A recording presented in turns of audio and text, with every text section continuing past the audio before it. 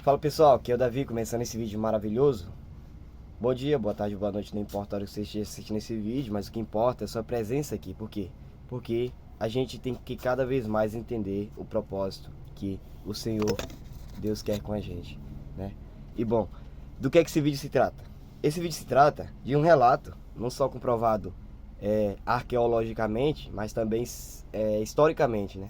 Porque assim, muitos que são pagãos, são pessoas que só querem viver a vida para si só e viver esse mundo aqui, eles querem provas, né? Claro, da ciência e da arqueologia, entre os... Parece que assim, eles têm medo das provas que contém no evangelho.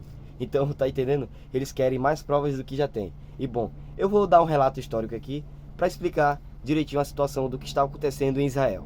Bom, enquanto os peregrinos lotam a cidade, Jesus nos evangelhos está passando sua mensagem de esperança.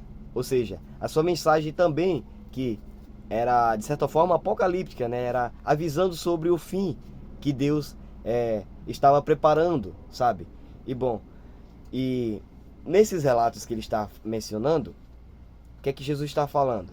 Ele está falando que o Filho do Homem em breve chegará para o juízo. E não somente isso, ele fala que no dia do juízo do Filho do Homem, ele não vai destruir somente os romanos, ele vai destruir os judeus que se opõem a Deus, sabe? Então, o que acontece? Os judeus, percebendo essa situação acontecendo lá, viram ele como uma ameaça. Por quê? Porque fariseus e mestres da lei que sabiam a Torá, né, da cabeça aos pés, os caras sabiam a lei, mas assim, eles estavam não praticando, eles estavam, sabe, descumprindo o que a lei diz. E aí eles estavam, como é que eu posso dizer, sabe, se organizando, sabe, buscando estratégias de como podiam matar Jesus, sabe?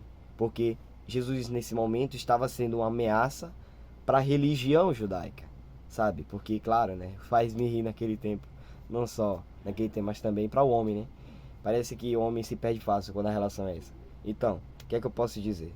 Jesus, percebendo essa intenção deles, começa a preparar os seus discípulos, sabe? A preparar como assim, tanto espiritualmente, como também, né, ensinando eles como propagar o evangelho, porque a intenção agora, sem Jesus, era que o evangelho se expandisse para o mundo.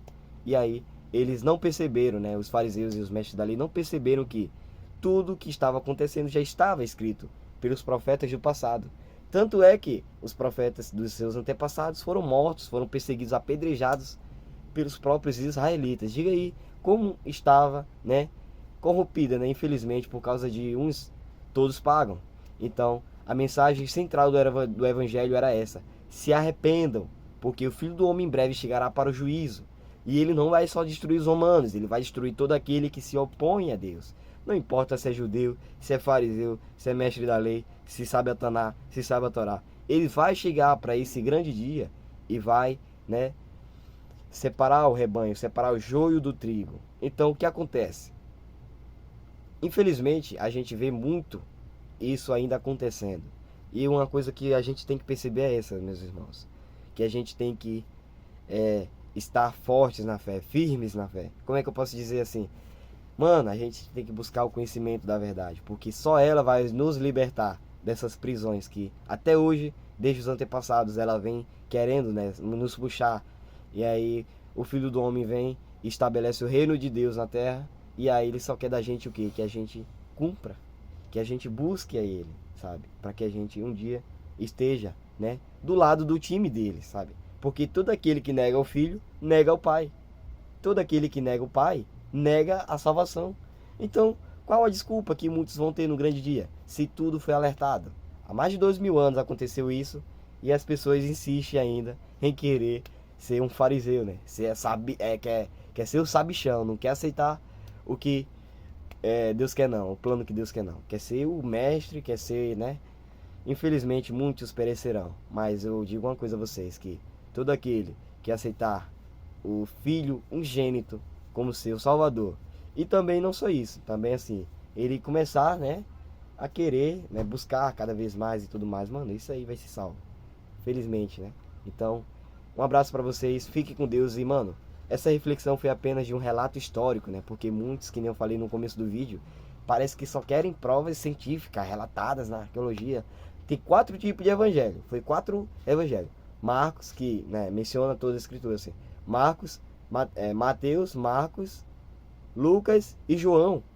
Ou seja, tem 4 tipos de evangelho que mencionam as mesmas passagens, as mesmas coisas, as mesmas maravilhas. E as pessoas parecem que, sabe, não dão ouvidos. Então, mano, muitos perecerão no grande dia. Pessoal, entenda uma coisa.